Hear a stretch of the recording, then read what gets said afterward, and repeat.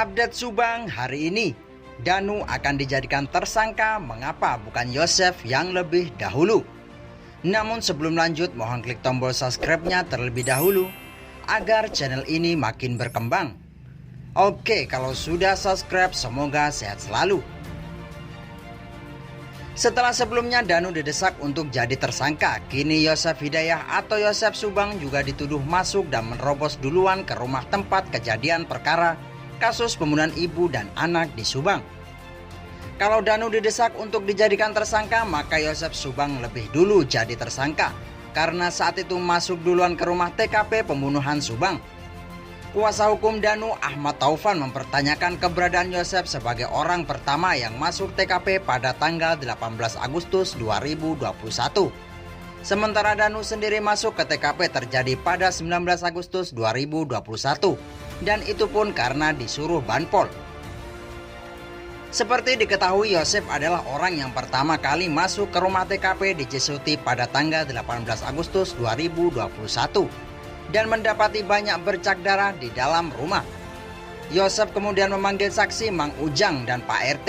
Setelah itu Yosef yang juga suami dari korban Tuti Suhartini dan ayah dari Amel segera bergegas ke kantor polisi di Jalan Caga.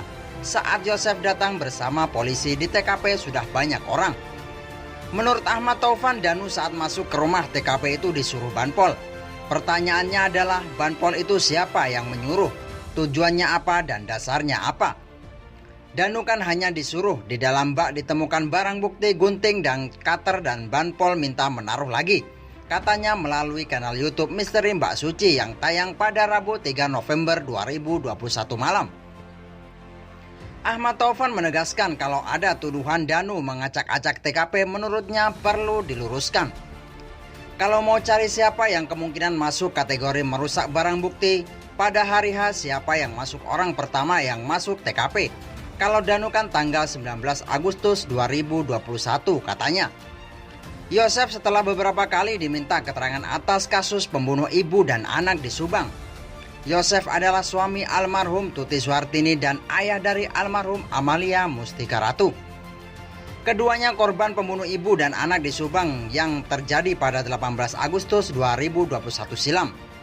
Sebelumnya Rohman Hidayat menegaskan Yosef keluar dari rumah kurang lebih pada jam 8 malam.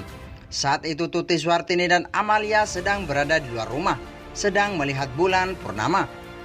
Saat itu Yosef sedang ada di dalam rumah dan ada saksi lain yang bernama Dede masuk ke dalam rumah.